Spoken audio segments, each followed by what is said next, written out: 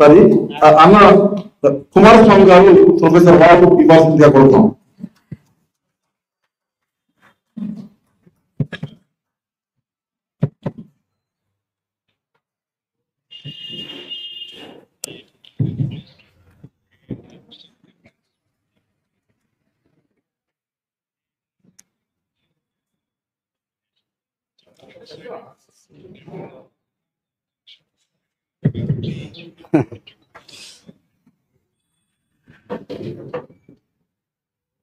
నీళ్లు, నిధులు, నియామకాలు, ఆత్మగౌరవం, స్వయం పాలన అనేటువంటి ఈ పంచసూత్రాల కేంద్రంగా జరిగినటువంటి తెలంగాణ ఉద్యమం ఈ 5 సూత్రాలను తెలంగాణ సబ్బండ కులాలన్నీ మనసా వాచ కర్మన మనసులో నింపుకొని ఒక రాజకీయ నినాదం చేస్తే, పోరాటం చేస్తే సాధించుకున్న మన తెలంగాణ రాష్ట్రంలో కనీసం ఈ 5 సూత్రాలల్లో డాక్టర్ బాబాసాహెబ్ అంబేద్కర్, మహాత్మా జ్యోతిరావు ఫూలే, మాన్యశ్రీ కాన్సీరామ్ గారు ఆశించినటువంటి సామాజిక న్యాయం ఒక 20-25% అన్న ఆచరణాత్మకంగా ఉండి ఉంటే ఇవాళ సాధించుకున్న తెలంగాణలో మళ్ళీ బీసీ, ఎస్సీ, ఎస్టీ, జేఏసీ ఏర్పడవలసిన అవసరం ఉండేది కాదు. సబ్బండ కులాలుగా భావించబడుతున్న బీసీ, ఎస్సీ, ఎస్టీ ప్రజారాష్ట్ర యొక్క ఏ ఒక్క హక్కు కానీ, ఏ ఒక్క అవకాశం కానీ అది నెరవేరలేదు. కాబట్టే మాన్యులు, గౌరవనీయులు సోదరులు డాక్టర్ విశారదన్ మహారాజ్ గారు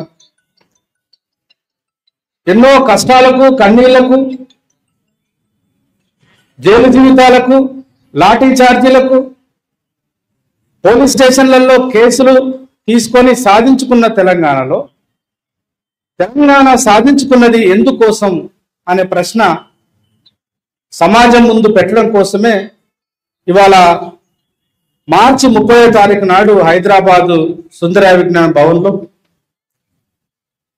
సాధించుకున్న తెలంగాణను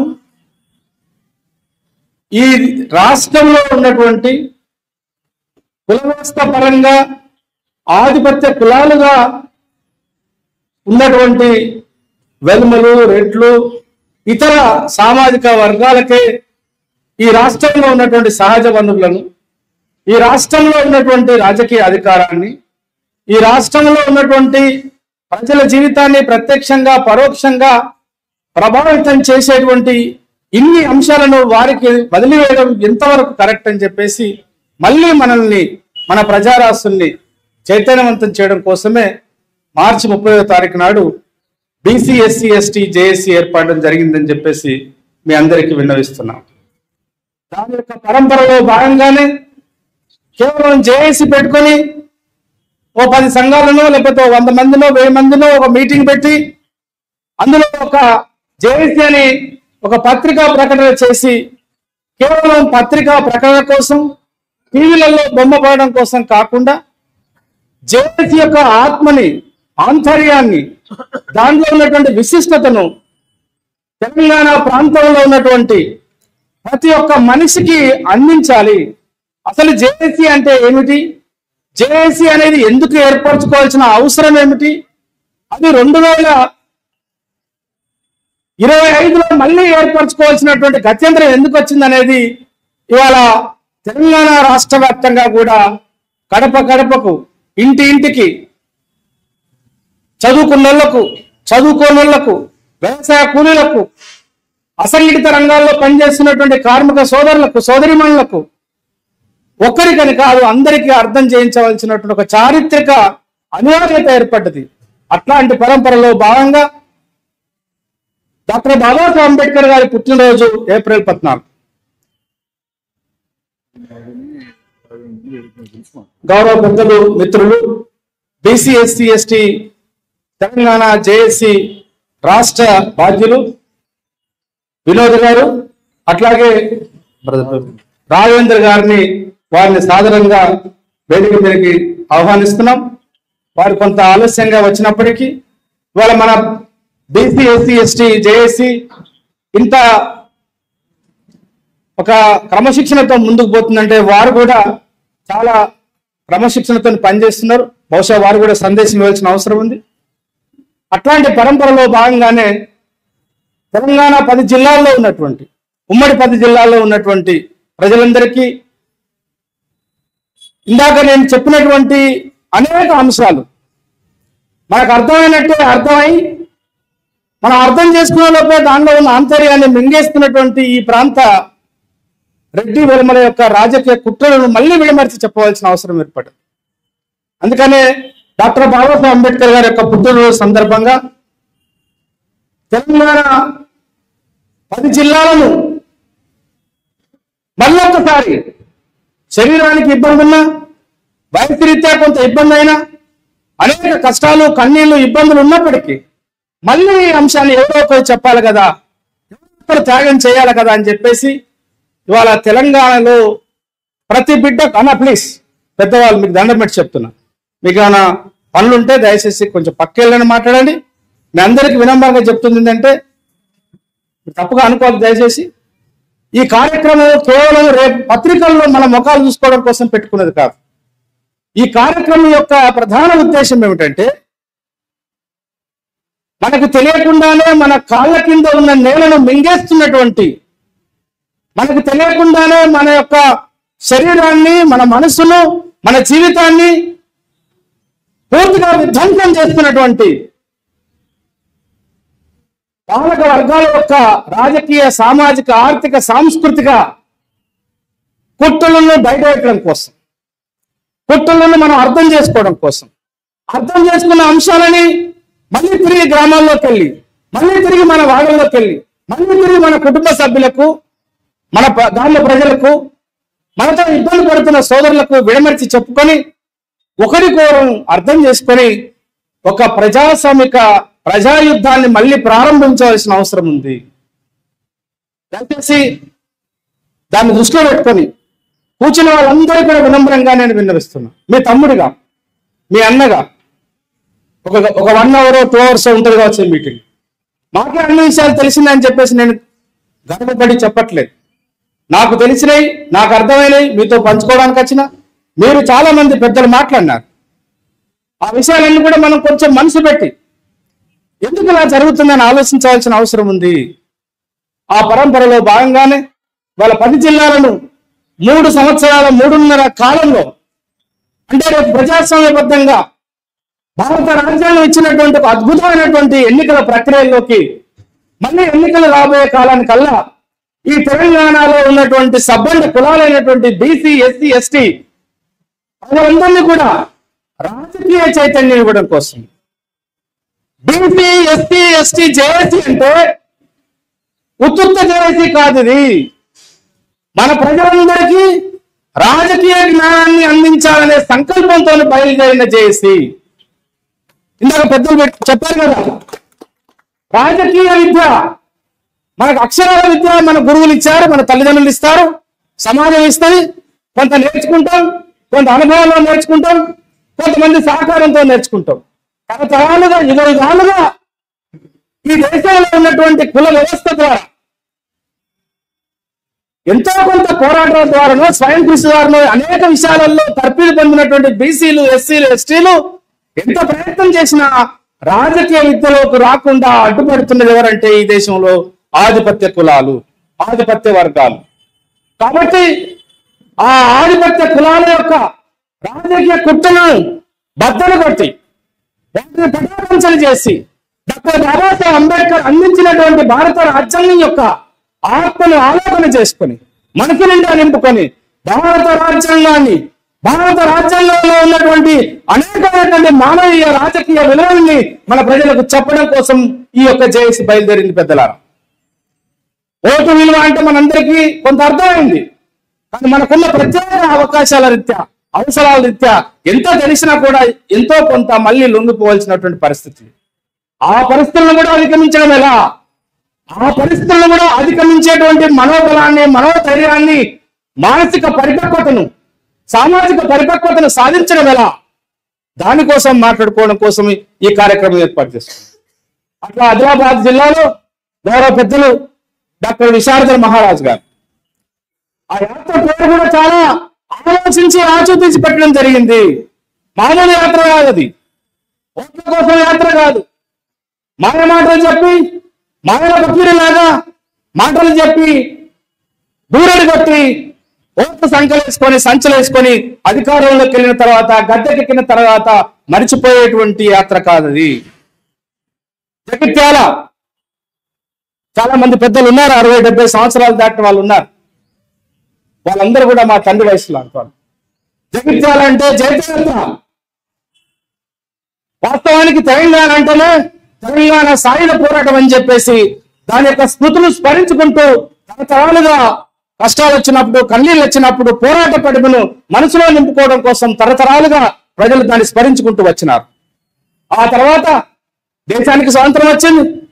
దేశానికి స్వాతంత్రం వచ్చిన తర్వాత దాదాపు 20-25 సంవత్సరాలు దేశంలో ఉన్నటువంటి బీసీలు, ఎస్సీలు, ఎస్టీలు చాలా ఓపికతో పాలకుల వైపు ఎదురు చూసినారు.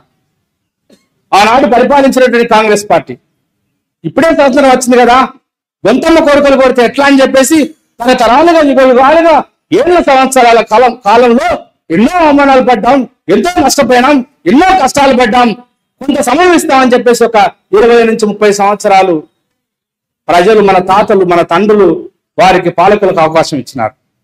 కొంతమ్మ కోరికలు కోరినారు. స్వాతంత్రోద్యమంలో కావచ్చు, తెలంగాణ సాయుధ పోరాటం కావచ్చు, ఏదో మరో పోరాటం కావచ్చు, పోరాటాలు ఏమైనా కూడా ఒక్కడి భూమి అడిగారు. వ్యవసాయం చేసుకోవడం కోసం ప్రకృతి సిద్ధంగా వచ్చినటువంటి సహజ వనరులలో మానవీయ విలువలకు అనుగుణంగా ప్రజాస్వామికంగా అందరికీ అవకాశాలను కల్పించమని చెప్పేసి ప్రభుత్వాన్ని అడిగినారు. అందులో ప్రధానంగా భూమి, అందులో ప్రధానంగా నీరు, అందులో ప్రధానంగా ఆత్మగౌరవం. ప్రభుత్వ రంగంలో వచ్చేటువంటి ఏ అవకాశాన్ని కూడా ఏ కులం కానీ ఏ వ్యక్తి కానీ గుప్తాధిపత్యం చెలాయించడానికి లేదని చెప్పేసి భారత రాజ్యాంగం ఒకవైపు ఘోషిస్తుంటే దాన్ని కనుమరుగు చేసినటువంటి పాలకుల మీద తిరుగుబాటు చేసినటువంటి తెలంగాణ ప్రాంతం, అందులో ఈ జగిత్యాల చాలా చాలా పెద్ద పాత్ర పోషించింది. అది నక్సలైట్ ఉద్యమం కావచ్చు, రైతాంగ ఉద్యమం కావచ్చు, జగిత్యాల జైత్యయాత్ర, సిరిసిల్ల పోరాటాలు, ఇవన్నీ కూడా మీ అందరికీ తెలిసినే. తెలంగాణ ఉద్యమం, ఇన్ని ఉద్యమాల పరంపర ఉన్నప్పటికీ మరి తెలంగాణలో మళ్ళీ ఒక పిహెచ్డి చేసిన తమ్ముడు రమేష్ సర్పంచ్ ఎన్నికైతే, ఒక పిహెచ్డి డాక్టర్ ఆఫ్ ఫిలాసఫీ, బహుశా భారతదేశంలో ఉన్నటువంటి విద్యా వ్యవస్థలో అత్యున్నతమైన డిగ్రీ సాధించినటువంటి ఒక మంగళి సోదరుడు ఆ ఊరికి గ్రామానికి సర్పంచ్ అయితే, ఒక ఉస్మానియా యూనివర్సిటీలో చదువుకున్నటువంటి ఒక సోదరుడు, ఒక బీసీ బిడ్డ, సామాజిక అవగాహన ఉన్నవాడు, రాజకీయ అవగాహన ఉన్నవాడు, చట్టం గురించి తెలిసిన వాడు, రాజ్యాంగంలో విలువల పట్ల గౌరవం ఉన్నవాడు చదువుకొని ఊరికి సర్పంచ్ అయితే మళ్ళీ తిరిగి కోణం ఎలా అధికారంలోకి రావడానికి ప్రయత్నం చేస్తుందో దానికి పెద్ద ఉదాహరణ ఏంటంటే ఈ విలేజ్ డెవలప్మెంట్ కమిటీస్. కాబట్టి చాలా జాగ్రత్తగా వినండి దయచేసి. ఇవాళ ఆదిలాబాద్లో మా భూమి రథయాత్ర ప్రారంభమైంది. బీసీ, ఎస్సీ, ఎస్టీ, జేఎస్సీ ఆధ్వర్యంలో మా భూమి రథయాత్ర.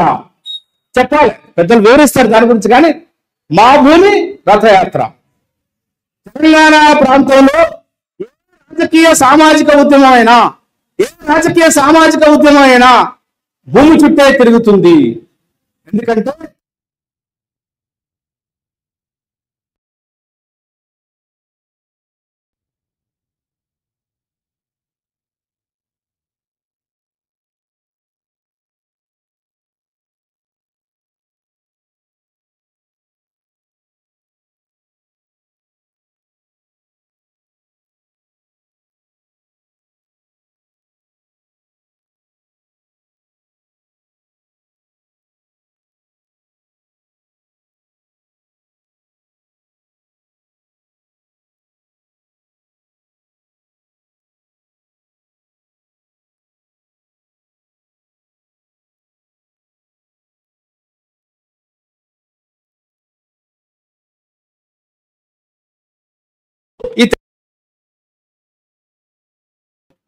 పోరాటాలు చేసింది ఈ ప్రాంతం.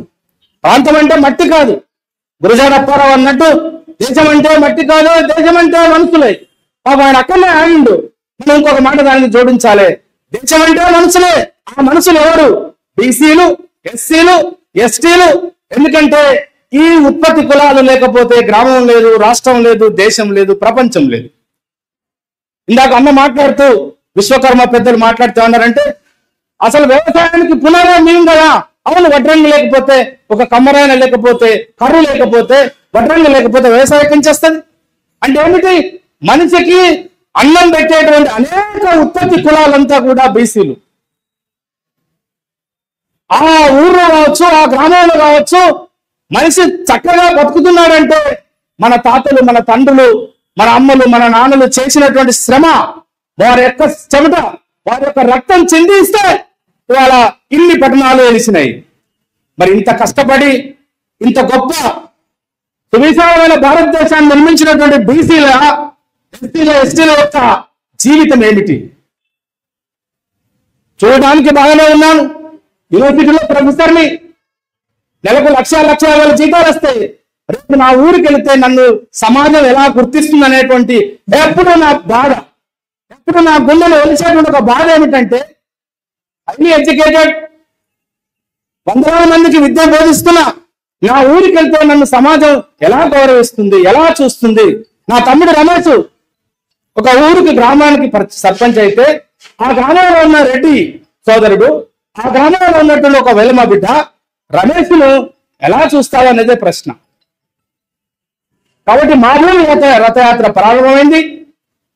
మా భూమి రథయాత్ర అంటే చట్టాలు చాలా ఉన్నాయి అన్న. ఫోన్ పని చేయాలి ప్లీజ్. చట్టాలు చాలా వచ్చినాయి అనేక పోరాటాల ఫలితంగా.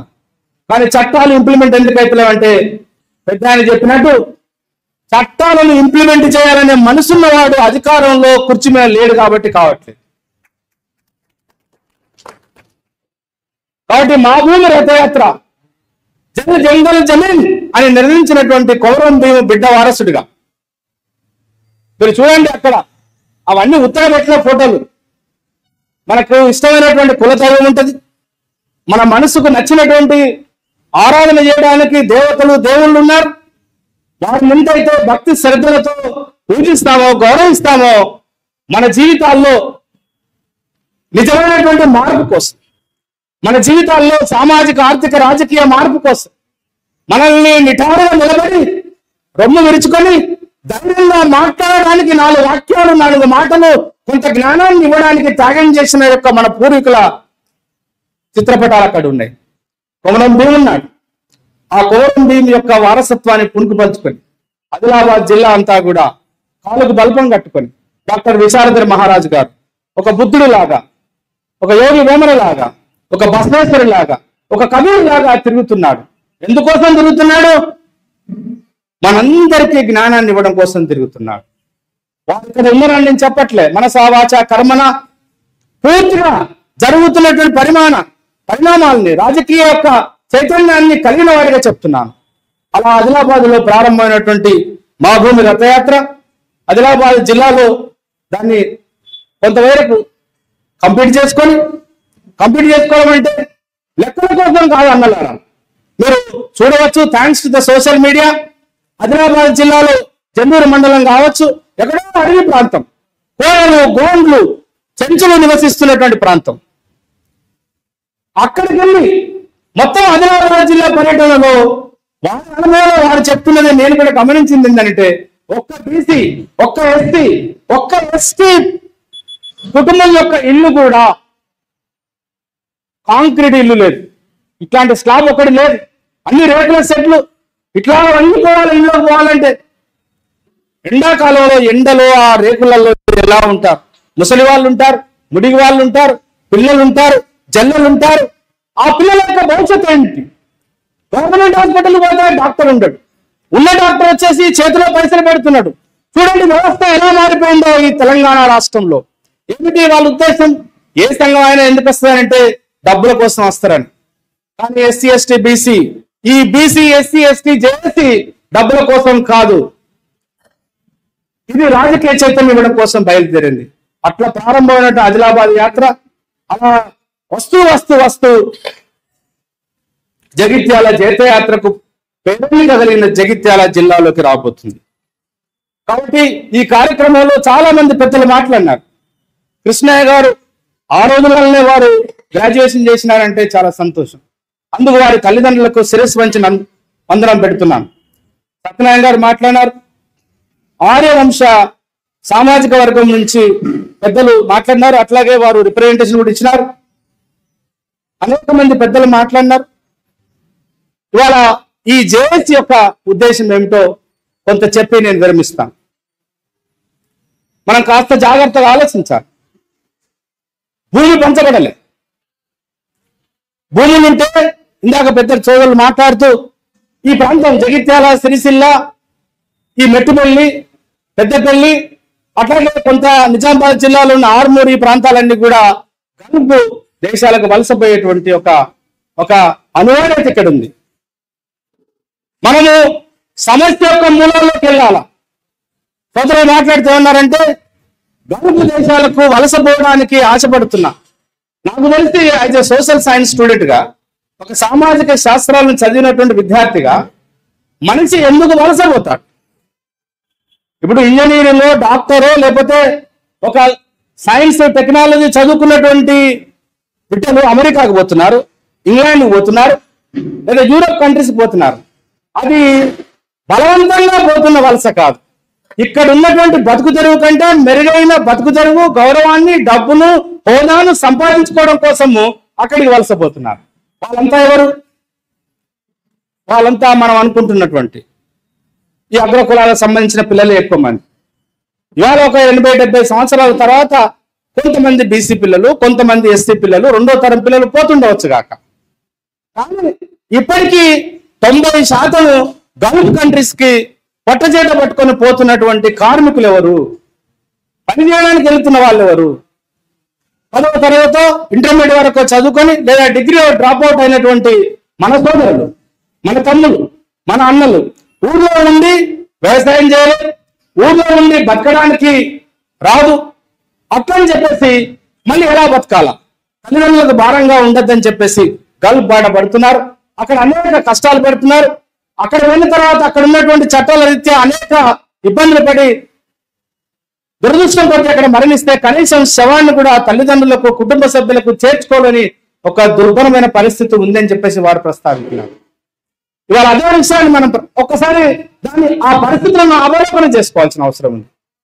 మన డాక్టర్ విశారదన్ గారు ఏం ఆలోచిస్తున్నారంటే, ఇంకా ఎన్నాళ్ళు బీసీలు, ఎస్సీలు, ఎస్టీ యువత పుట్టినటువంటి నేలను, గడ్డను వదిలేసి, ఈ దేశాన్ని, రాష్ట్రాన్ని, మన మాతృభూమిని వదిలేసి ఎక్కడో పరాయి దేశానికి పొట్ట చేత పట్టుకోవడం పోవాల్సిన అవసరం ఏమిటి? ఇక్కడే ఉన్నటువంటి భూమి లాంటి వనరులు కనుక పంచగలిగితే ప్రతి కుటుంబానికి దాదాపు ఒక 2 ఎకరాలు, 3 ఎకరాలు వ్యవసాయమైన భూమి కనుక ఉంటే ఆ తల్లిదండ్రులు ఆ బిడ్డను గల్ఫ్కు, ఇరాన్నో, ఇరాక్కో, అరబ్కో పంపుతారా? అసలు ఆ యువకుడు పోవాలని ఆలోచిస్తారా? ఆలోచించడే. రెండవది, 70-80 సంవత్సరాల స్వాతంత్ర భారతదేశంలో తెలంగాణ సాధించుకున్నటువంటి దాదాపు 12 సంవత్సరాల కాలంలో ఎదురొస్తున్న బిడ్డలకు వాళ్ళ కాళ్ళ మీద నిలబడి వాళ్ళు బతకగలిగేటువంటి నైపుణ్యాలను ఇచ్చేటువంటి ఒక విద్యను ఇవ్వలేకపోవడం అనేది ఎవరి లోపం? పాలకుల లోపం కాదా? కాబట్టి ఆస్తులను పంచాలి, వనరులను పంచాలి. మనిషి పుట్టిన ప్రతి బిడ్డకు తన జీవించినంత కాలం ఆత్మగౌరవంగా, స్వేచ్ఛగా, సమానత్వంతో, సౌభ్రాతృత్వంతో అందరితో పాటు గౌరవంగా బతికేటువంటి జీవిత నైపుణ్యాన్ని ఇచ్చేటువంటి విద్యను అందించాలి కదా పాలకులు. మరి గత పాలకులు అందించినారా? గత పాలకులు అందించలేదని చెప్పేసి మళ్ళీ తెలంగాణ సమాజం మూకుమ్మడిగా నిర్ణయించుకొని ఇవాళ కాంగ్రెస్ పార్టీని అధికారంలో తీసుకొస్తే, ఆనాడు బీఆర్ఎస్ ప్రభుత్వం కావచ్చు, ఈనాడు కాంగ్రెస్ పార్టీ కూడా, రెండు కూడా నిమ్మకు నేరెత్తనట్టు ఉంది. ఎందుకు వాళ్ళు పట్టించుకోవట్లేదంటే వాళ్ళ పిల్లలను కాదు కదా మనము.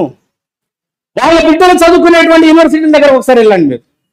హైదరాబాద్ లో ఉన్నటువంటి అన్ని ప్రైవేట్ యూనివర్సిటీలకు, గవర్నమెంట్ కాలేజీలో ఉన్న డిగ్రీ కాలేజీలు, పాలిటెక్నిక్ కాలేజీలు, ఇంజనీరింగ్ కాలేజీలు, బీఈడి కాలేజీలో మాత్రం స్కాలర్షిప్లు, ప్రీ రియంబర్స్మెంట్ ఇవ్వడానికి డబ్బులు లేవు. కానీ ఒక ఆరోరా కాలేజీకో లేకపోతే ప్రైవేట్ యూనివర్సిటీ పెట్టుకున్నటువంటి రెడ్లు రావులకు సంబంధించిన యూనివర్సిటీలో స్కాలర్షిప్లు లక్షలాది రూపాయలు గత ప్రభుత్వం ఇచ్చింది, ఈ ప్రభుత్వం కూడా దొంగచాటున ఇచ్చింది.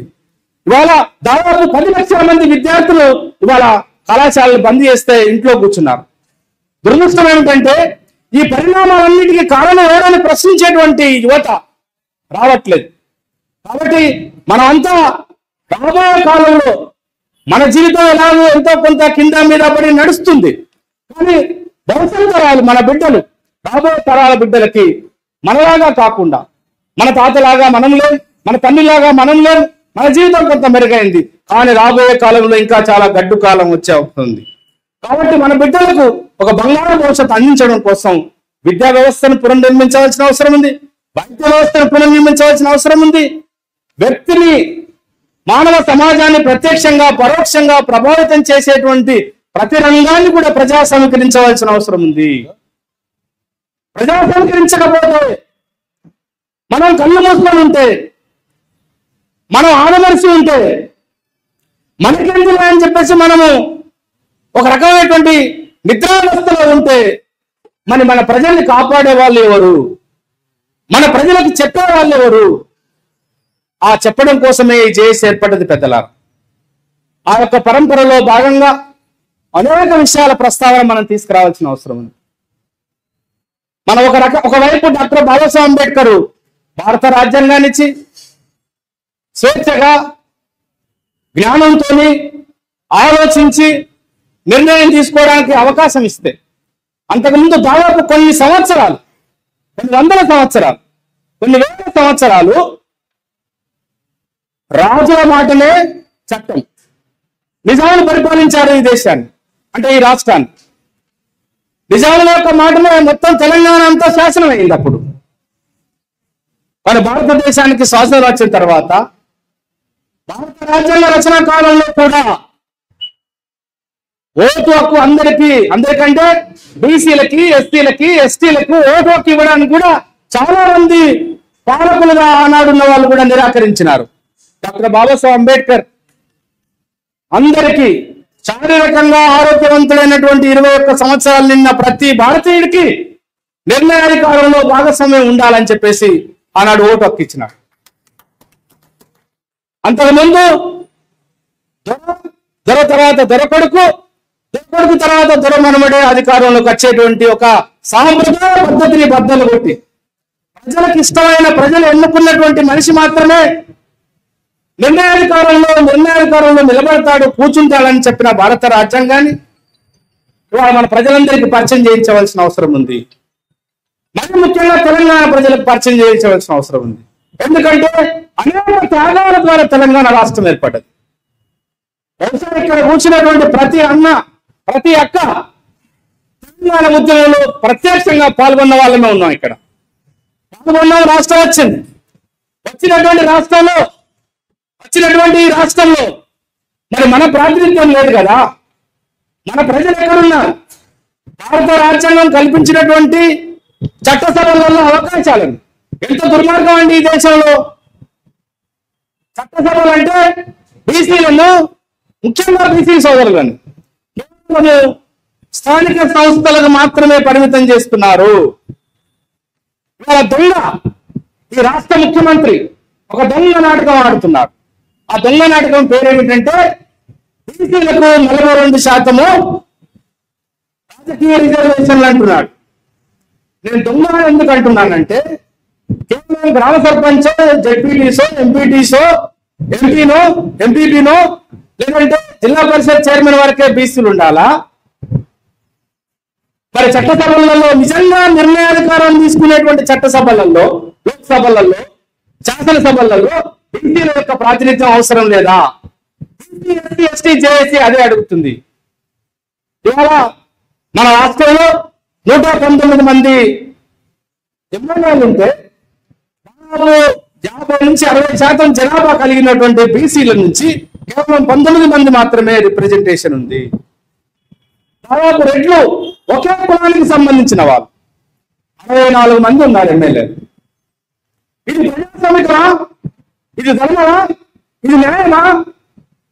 దీనికోసం తెలంగాణలో బీసీలు, ఎస్సీలు, ఎస్టీలు తెలంగాణ కోసం కొట్లాడింది. ఒక గౌరవంగా మోగేసుకొని యాత్రలో పాల్గొన్నది.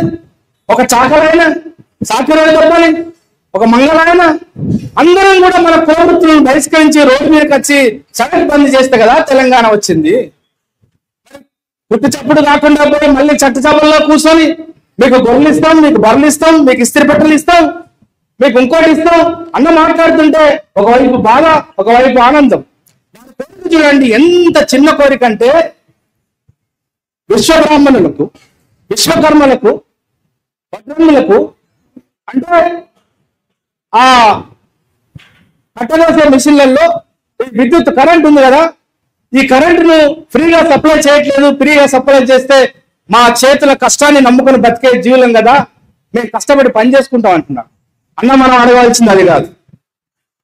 మనం అడగాల్సింది ఏంటంటే ఎందుకు చైనాలో, ఒక యూరోప్లో పరిశ్రమలుగా ఎన్నో సాంకేతిక పరిజ్ఞానాలు వచ్చి పిల్లలతో సహా కుటుంబ సభ్యులంతా కూడా కలిసి ఇవాళ మనం వాడుతున్న పెన్ను, గుండు పెన్ను, ఈ సెల్ ఫోను, ఈ చేతిలో ఉన్న మైకు ఎందుకు చైనా లాంటి దేశాలలో కుటుంబాలే కుటీర పరిశ్రమగా ఉత్పత్తి చేసి ప్రపంచానికి ఇస్తున్నాయి. ఇవాళ ఒకప్పుడు అమెరికా తలపిస్తుతో ప్రవర్తించేది, ప్రపంచానికి నేనే రాజునని. ఇవాళ చైనా అంటే, భారతదేశం అంటే భయపడుతుంది.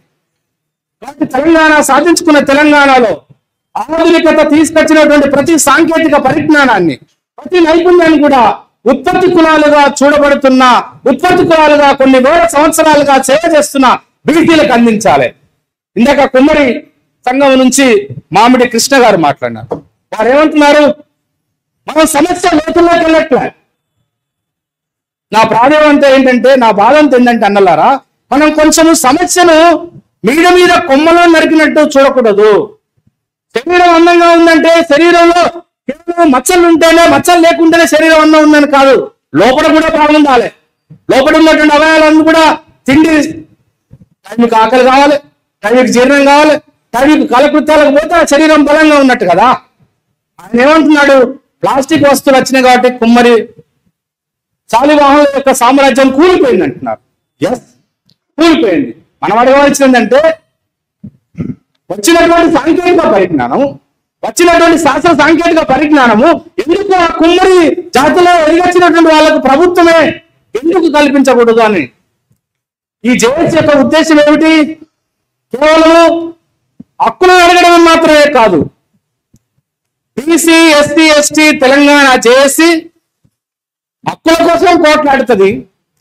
మరీ ముఖ్యంగా హక్కులను అడుగుతూనే, ప్రజలను చైతన్యవంతం చేస్తూనే రాజ్యాధికారంలో నిజమైన వాటా కోసం కూడా కొట్లాడతాం. మన ముందు రెండు ప్రధానమైనటువంటి బాధ్యతలు ఉన్నాయి. రాజకీయాలను అర్థం చేసుకోవడం, అర్థం చేసుకొని మనం అర్థం చేసుకొని దానికి విరుడుగా పోరాటాలు నిర్మించడం. పోరాటాలు అంటే ఇక్కడ ఒక స్పష్టత ఉండాలి. తెలంగాణ ముఖ్యంగా మన జనాలకు, మన బీసీలకు, మన ఎస్సీలకు, మన ఎస్టీలకు బాగా రక్తతర్పణం జరుగుతుంది తప్ప అది పోరాటం కాదు. అంటే ఒక సాయుధ పోరాటమో, ఒక నక్సలైట్ యుద్ధమో, లేకపోతే రోడ్ల మీదకి వచ్చి విపరీతమైనటువంటి పోరాటం చేస్తే అట్లా కాదు. భారత రాజ్యాంగం మనకి ఇచ్చాడు డాక్టర్ బాబాసాహెబ్ అంబేద్కర్. జ్ఞాన యుద్ధం చేయమని అంటారు పెద్దలు. జ్ఞాన యుద్ధం చేయాల్సిన అవసరం ఉంది. భారత రాజ్యాంగం ఇచ్చినటువంటి ఆ యొక్క స్వేచ్ఛ, భావ ప్రకటన స్వేచ్ఛ ద్వారా భావవ్యాప్తి జరగాలి. మాన్యులు జయశంకర్ సార్ చెప్తుండేది తెలంగాణ ఉద్యమం ప్రారంభ దశలో, ప్రతి సామాజిక రాజకీయ ఉద్యమానికి 3 దశలు ఉంటాయి: భావజాల సృష్టి, భావజాల వ్యాప్తి, ఉద్యమ నిర్మాణము. వాళ్ళ భావజాల సృష్టి ఆల్రెడీ ఒక 20 సంవత్సరాలుగా వారు చేసినారు. ఆ భావజాల సృష్టి ఏమిటంటే, తెలంగాణలో ఉన్నటువంటి బీసీ, ఎస్సీ, ఎస్టీ ప్రజల అందరినీ, స్త్రీలు, పురుషులు, జ్ఞానం ఉన్నటువంటి, ఆలోచించగలిగేటువంటి ప్రతి శరీరానికి కూడా నిజమైనటువంటి జ్ఞానాన్ని అందించాలి. ఆలోచించడానికి అవకాశం ఉన్న ప్రతి శరీరాన్ని కూడా, ప్రతి మనిషి యొక్క హృదయాన్ని కూడా తట్టాలి. తట్టడం కోసం మనం ప్రయత్నం చేయాలి. అన్ని గ్రామాల్లో డాక్టర్ విశారదల్లే తిరిగాడు కదా. అందరి మనుషుల దగ్గరికి ఆయన భగవంతుడు కాదు. మనం కూడా దాంట్లో ఉడతా భక్తిగా మన పాత్ర కూడా ఉండాలి. ఆ అభిప్రాయాన్ని, ఆ ఆలోచన ధారని పట్టుకొని మనం ముందుకు వెళ్ళవలసిన అవసరం ఉంది. కాబట్టి సాధించుకున్న తెలంగాణలో వెలమరాజ్యం ఇక జగిత్యాలంటే మీకు కొత్తగా చెప్పేదే ఉంది. మీ దగ్గరికి వచ్చి నేను మీ దగ్గర రాజకీయ వ్యవస్థ ఎట్లా ఉందో చెప్పడం అంటే అది తప్పు అవుతుంది అని అనివార్యత. ఒక మాట చెప్పాలి అంటే మనము ముఖ్యంగా నాలాంటి వాడు ఒక 30 సంవత్సరాలు ఒక 40 సంవత్సరాలు ఉన్నవాడికి రాజకీయ స్వయం ఉండాలి కదా. 60-70 సంవత్సరాల కాలంలోనే పెద్ద ఆయన సాయిగౌడ్ గారు 15 సంవత్సరాల గ్రామానికి దిగ్విజయంగా సర్పంచ్గా ఉన్నాడంటే ఆయన నుంచి రాజకీయ పాఠాలు నేర్చుకోవాలి. అట్లాంటి వాళ్ళ దగ్గర నుంచి రాజకీయ పాఠాలు నేర్చుకోవాలి. చాలా జటిలమైనటువంటి ఊరు కదా, కులం మామూలుగా ఉంటుందా? కంటి కనబడకుండా ప్రాణం తీసేటువంటి ఒక విషవాయు లాంటిది కులం. అట్లాంటి ఈ తెలంగాణలో ముఖ్యంగా జగిత్యాలలో ఊరుకు 2-3 ఉంటారు వెలుమళ్ళు. అట్లాంటి 10 కుటుంబాలు ఉండవు. కానీ ఆ ఊరు చుట్టూ ఉన్న అనేక గ్రామాల యొక్క రాజకీయ వ్యవస్థను కనుసన్నల్లో నడుపుతారు. రెడ్లు మేమేం తక్కువ తిన్నాం, జగిత్యాల పోతున్నా అంటే ఒక పొలిటికల్ సైన్స్ స్టూడెంట్ కాబట్టి అసలు జగిత్యాల యొక్క రాజకీయ వ్యవస్థ ఏందని చెప్పేసి నిన్న మొన్న కొంత వెతుకులాడితే ఎవరు కూడా కనబడతలేరు. బీసీల నుంచి ఎవరు కూడా కనబడతలేరు. ఎత్తుకంగా ఒక 20-30 సంవత్సరాల సామాజిక ఉద్యమాల పోరాట ఫలితంగా గుర్తించకపోతే లాభం లేదు, జనాభా ఎక్కువ ఉంది, వాళ్ళు కూడా చైతన్యం అవుతుందని అక్కడో ఇక్కడో మన రమణులు లాంటి వాళ్ళు ఒకళ్ళు ఇద్దరినో చాలా మర్యాదగా ఉండి ఆల్మోస్ట్ రాజకీయ బానిసత్వం చేసేటువంటి మన వాళ్ళని పెట్టుకుంటారు.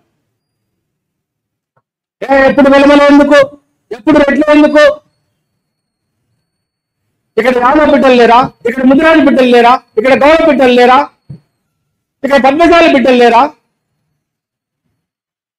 బాబాసాహెబ్ అంబేద్కర్ చాలా దీర్ఘకాలంతో దీర్ఘదృష్టితోనే ఎన్నో ప్రయత్నాలు చేసి శరీరాన్ని మనస్సును దారబోసి ఎంతో త్యాగం చేస్తే ఎన్నో పోరాటాలు చేస్తే ఎస్సీ ఎస్టీలకు రాజకీయ రిజర్వేషన్లు వచ్చినాయి. చాలా మందికి బీసీ బిడ్డలకు ఒక అవగాహన లేదు. బాబాసాహెబ్ అంబేద్కర్ లాంటి వాడు మాకేం చేయలేదని. చరిత్ర కొంత అధ్యయనం చేయండి, చరిత్ర కొంత చాలా జాగ్రత్తగా అధ్యయనం చేయాలి.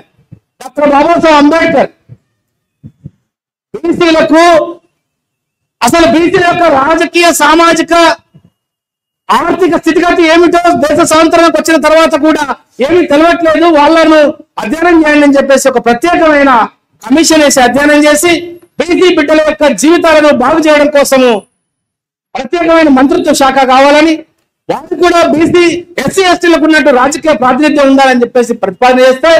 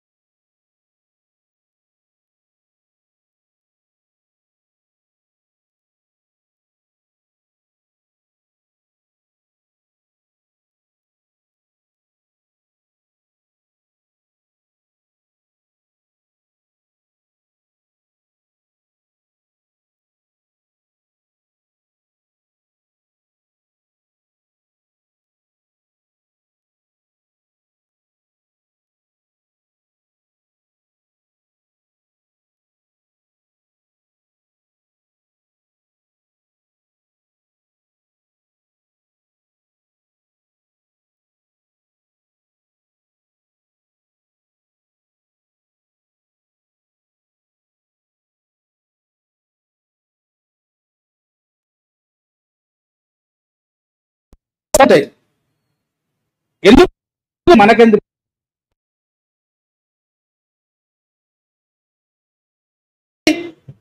వాళ్ళలాగా దోపిడీ చేయాలనే ఆలోచన ఏ కోసమైనా లేదు. ఇందాక పెద్దలు మాట్లాడుతూ ఎవరు ఆర్యవంశ సామాజిక వర్గం నుంచి ఇది డాక్టర్ విశారదన్ గారు కూడా ఆశిస్తున్నది, మాలాంటి వాళ్ళని కూడా ఆశిస్తున్నా అన్న. కులం అనేది ఒక మనిషి ఏ కులంలో పుట్టాలని వాడు రాసుకొని రాడు. అది ఒక ప్రకృతి సిద్ధంగా జరిగేటువంటి ఒక సహజమైన ప్రక్రియ. మనందరం కూడా పలానా కులంలో పుట్టాలని ముందే దేవుడితో కొట్లాడి తీసుకొచ్చుకున్నావా? అలా కాదు. అని మనం మనుషులుగా ఏ కులంలో పుట్టినా కూడా మనం పుట్టి పెరుగుతున్న క్రమంలో, మనం ఎదుగుతున్న క్రమంలో, మన యొక్క వ్యక్తిగత జీవితాన్ని నిర్మించుకునే క్రమంలో మనము మానవ విలువల పట్ల గౌరవంతో ఉంటున్నామా, లేక యాదృచ్ఛికంగా అంది వచ్చినటువంటి కులం యొక్క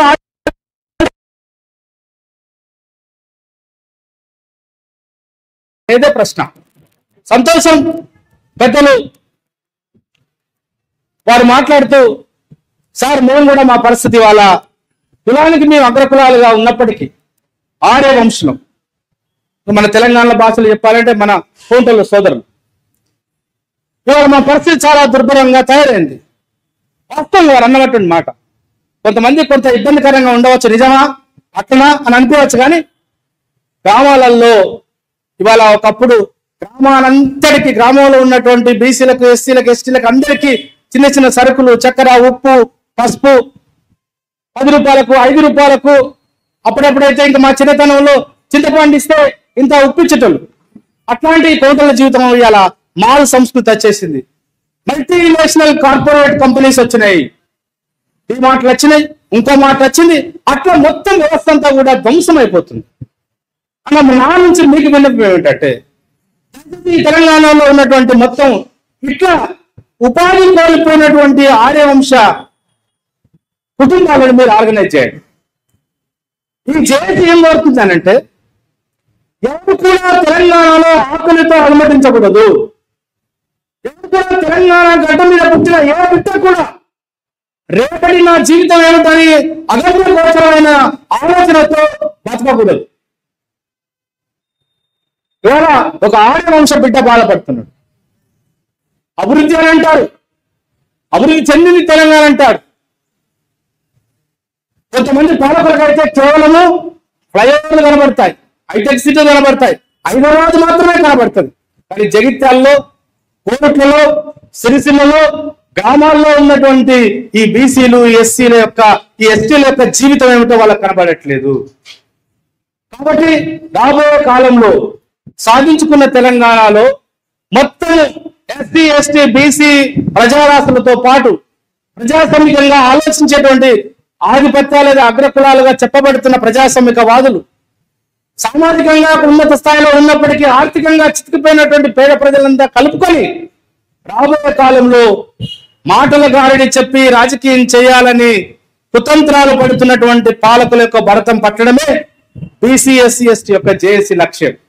ఆ లక్ష్య సాధన కోసం పనిచేస్తూ ఆదిలాబాద్ జిల్లాలో ఆ కార్యక్రమాన్ని కొంతమేరకు ప్రజలకు ఆ అవకాశాన్ని, ఆ సిద్ధాంతాన్ని, ఆ అభిప్రాయాన్ని చెప్పి ఇవాళ జగిత్యాల జిల్లాకు గౌరవనీయులు డాక్టర్ విశారదన్ మహారాజ్ గారు ఇవాళ మన జిల్లాకు వచ్చినారు.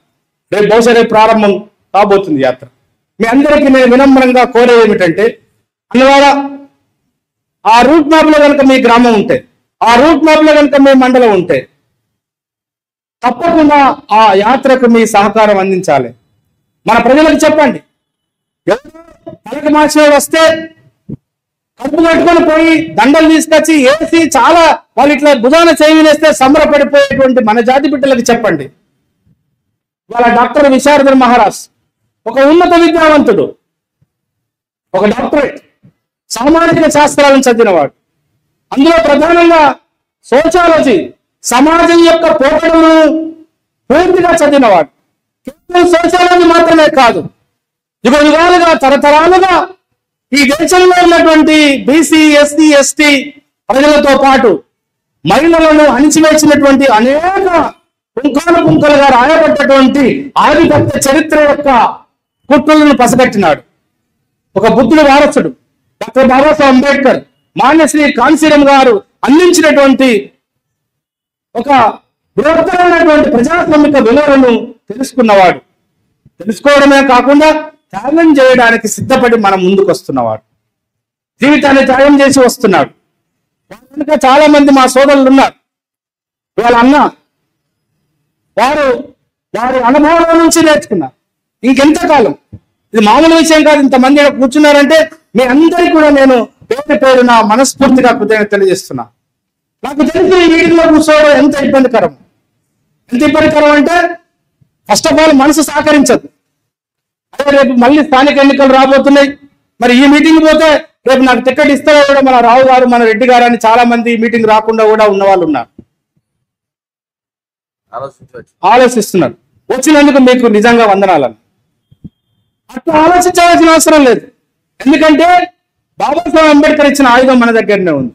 గుండె ధైర్యం చెడిపోయి గుండె జారిపోయి అయ్యో ఎట్లా అనుకుంటా మనమంతా యూనైట్ గా ఉంటాయి. పెద్ద ఆయన చెప్పింది కదా, విడిగా ఉండడం కంటే కలిసి ఉండి. మనలో చిన్న చిన్న భేదాభిప్రాయాలు ఉంటాయి, గ్రామాలలో ఉంటాయి, కుటుంబంలో ఉంటాయి, ఊర్లో ఉంటాయి. కొంచెం పెద్ద మనసు తీసుకొని భవిష్యత్తును దృష్టిలో పెట్టుకొని అవగాహన కలిగిన వాళ్ళగా మనం కొంత పెద్ద మనసు చేసుకొని మన బిడ్డలందరినీ, మన అన్నల్ని, మన అక్కల్ని, మన సోదరులని, మన సోదరి మనల్ని అందరిని కూడా కూడగట్టుకొని అందరిలో ఉన్నటువంటి చిన్న చిన్న పొరపచ్చలను వాటిని అధిగమించి రాబోయే కాలంలో బీసీ ఎస్సీ ఎస్టీ జేఏసీ ఆధ్వర్యంలో ఒక నూతన తెలంగాణ రాజ్యాన్ని స్థాపించడం కోసం, ఒక నూతనమైనటువంటి సమాజాన్ని నిర్మించి భవిష్యత్ తరాలకు బహుమానం ఇవ్వడం కోసం మనం అంతా ప్రయత్నం చేయవలసిన అవసరం ఉందని చెప్పి తెలియజేస్తూ ఈ అవకాశం ఇచ్చిన మీ అందరికీ మిత్రులు సోదరులు రామయ్య గారు ఉన్నారు, వారు కూడా మాట్లాడతారు. తప్పకుండా పెద్దలు విచారణ గారు కూడా మనకు మార్గనిర్దేశం చేస్తారు. చెప్పినటువంటి మాటల్ని, ఈ 4 మాటలు చెప్పడానికి అవకాశం ఇచ్చిన నిర్వాహకులకు, చెప్పినటువంటి మాటలలో నిజంగా ఏమైనా నిజాయితీ నీతి ఉందని మీరు అనుకుంటే దయచేసి రేపటి నుంచే కార్యాచరణ మొదలు పెట్టండి. మనసులో ఎంతో ఆవేదన ఉంటుంది. పెద్దన్నలు మాట్లాడమంటే కనీసం టైం చూసిన 25 సెకండ్లలో వారి యొక్క ఉపన్యాసం గురించి, అది ఉపన్యాసం కాదు, ఎంతో భయపడుతున్నాడు. ఏం పేరు అన్న మీ పేరు? నాజర్ రాయ్. నువ్వు నీ జీవితంలో ఎన్నో అనుభవాలు అనుభవించినావు. ఆయన పెద్ద ఆయన. ఎందుకు ఒక మనిషి ధైర్యంగా మాట్లాడలేకపోతున్నాడని నాకు అనిపిస్తుంది. ఎంతో ఆలోచన ఉంటుంది వాళ్ళ కడుపులో. అది మాట్లాడాలా వద్దా, ఏం మాట్లాడాలో ఎప్పుడు ఆలోచిస్తుంటాడు. అదే వద్దంటున్నాడు డాక్టర్ విశారదన్. అవసరం లేదు, ధైర్యంగా నిలబడగలగాలా. ఇది నా యొక్క హక్కు అని ప్రతి ఎస్సీ ఎస్టీ బీసీ బిడ్డ అడగగలిగేటువంటి దమ్ము ధైర్యం ఇచ్చేయడం కోసమే ఈ జేఏసీ ఏర్పడ్డది.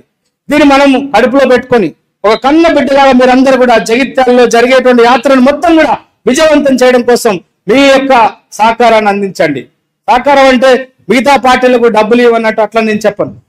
మీ యొక్క శ్రమ, మీ యొక్క ఆలోచన, మీ యొక్క ఆదరణ ఆ జేఏసీకి, ఆ యాత్రకు ఉండాలని కోరుతూ రాబోయే కాలంలో మళ్ళీ ఇక్కడ ఉన్నటువంటి పెద్దలందరూ కూడా ఇంకా కొంత కార్యాచరణకు సంబంధించిన ఆలోచన, మరింత లోతైన ఆలోచన చేయాలని పెద్దల యొక్క అనుభవాలను తీసుకొని మాలాంటి యువకులందరూ కూడా కార్యాచరణకు ముందు ఉండాలి.